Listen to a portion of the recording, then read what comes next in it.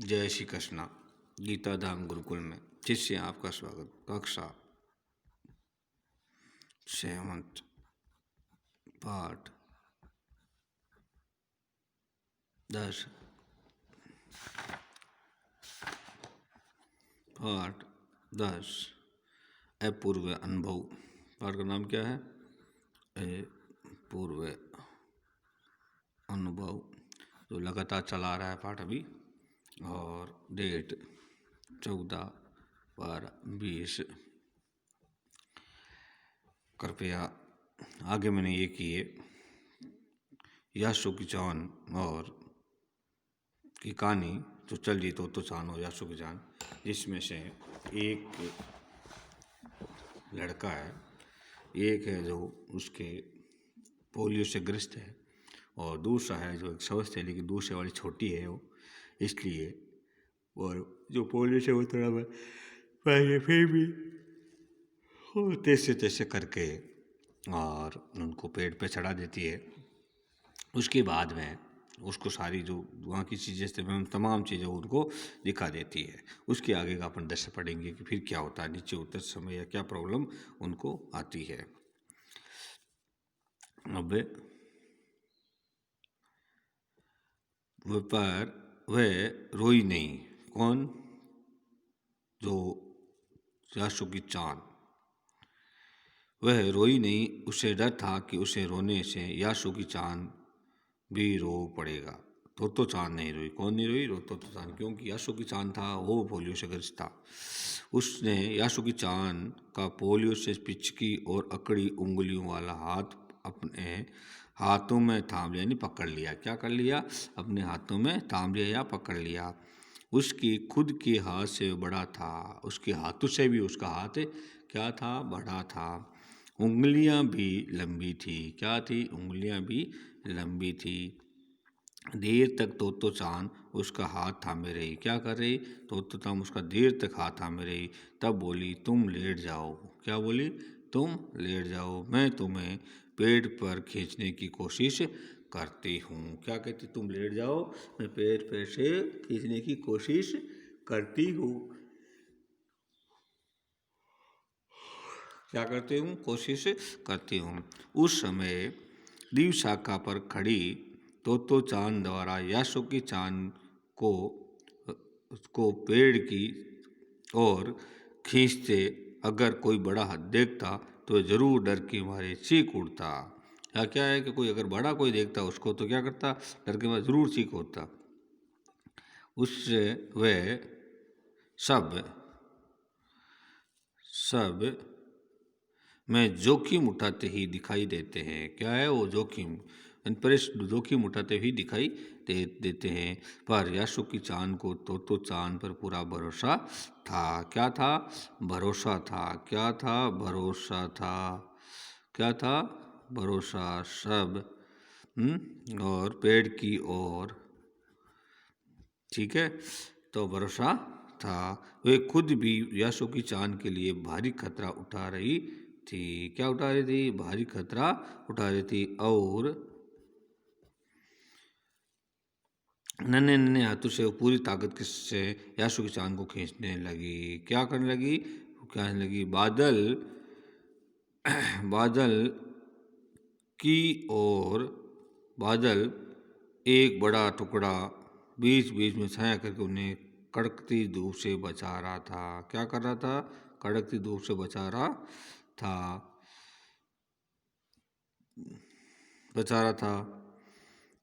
काफी मेहनत के बाद दोनों आमने सामने की द्वीप शाखा पर थे। काफी समय का मेहनत के बाद में दोनों आमने सामने पसीने से तरबतर अपने बालों को चेहरे से हटाते हुए तो चांद ने समान से झुक कर कहा, मेरे पेड़ पर तुम्हारा स्वागत। क्या कहा?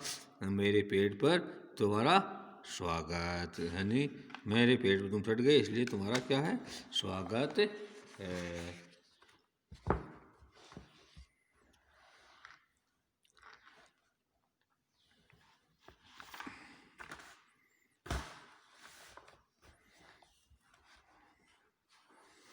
अब देखिए आगे।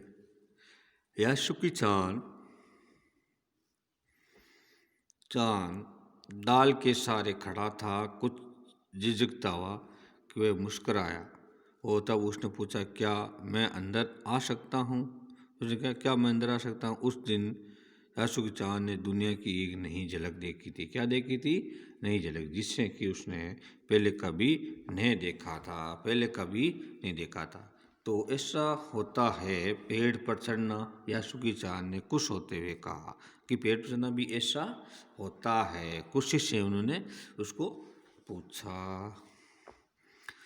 वे बड़ी देर तक पेड़ पर बैठे बैठे इधर उधर की गप्पें लड़ाते रहे। क्या करते रहे? गप्पें लड़ाते रहे। मेरी बहन अमेरिका में है। उसने बताया कि वह वहाँ एक चीज़ होती है, टेलीविज़न। क्या होता है? टेलीविज़न होता है। यासु की चाँद उमंग से भरा बता रहा था कि वह कहती है कि जब वह जापान में आ जाएगा तो हम घर बैठे बैठे इस सुमो कुश्ती देख सकेंगे। क्या देख सकेंगे? सुमो की कुश्ती। वह कहती है कि टेलीविज़न एक डिब्बे जैसा होता है। कैसा होता है? डिब्बे जैसा होता है। क्योंकि जापान अभी नहीं है, अभी अमेरिका में, और अमेरिका से जब जापान आ जाएगा तो कैसा होता है? डिब्बे जैसा होता है। तो चाँद उस समय ये तो नहीं समझ पाई कि यासु की चाँद के लिए जो कहीं भी दूर तक चल नहीं सकता था, वह घर बैठे चीज़ों को देख लेने में क्या अर्थ होंगे, क्या मतलब होगा, यानी तो चाँद उस समय ये तो नहीं समझ पाई कि यासु की चाँद के लिए जो कहीं भी दूर तक नहीं चल सकता, वह घर बैठे चीज़ों को देख लेने से क्या अर्थ होंगे। तो वह तो यही सोचती रही कि सोमू पहलवान घर पे रखे किसी डिब्बे में कैसे समा जाएंगे, कि उनको ये पता नहीं आता कि टीवी किसी और से चलती है, और वो सोच रही कि अगर कैसे समा जाएंगे। इसी प्रकार उनका आका तो बड़ा होता है, पर उसे ये बड़ी लुभावनी लगी। क्या लगी? लुभावनी। उन दिनों टेलीविज़न के बारे में कोई नहीं जानता था। वो समय था जब टेलीविज़न के बारे में कोई नहीं जानता था। पहले यासु की चाँद ने ही तो चाँद को उसके बारे में बताया। किसके बारे में? इसके बारे में। पेड़ मानो गीत गा रहे थे और दोनों बेहद खुश थे। क्या थे? बेहद खुश थे। यासु की चाँद के लिए पेड़ पर चढ़ने का ये पहला ही और अंतिम मौका था। किसका?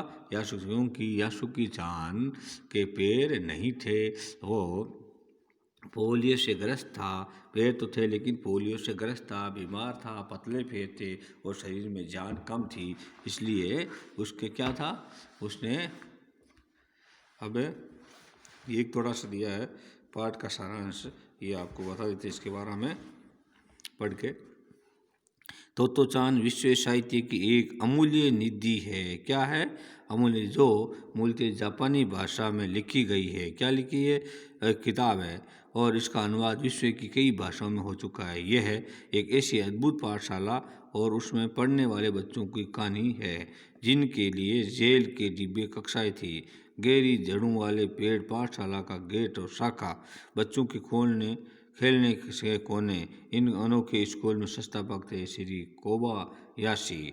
लेखिका सोम इस स्कूल की छात्रा थी। उन्हीं के बचपन का अनुभव पर आधारित है पुस्तक तो चाँद का ये अंश अपूर्व अनुभव, यानी एक तो चाँद नाम की पुस्तक है जिसका एक छोटा सा भाग दिया गया है इस पाठ में।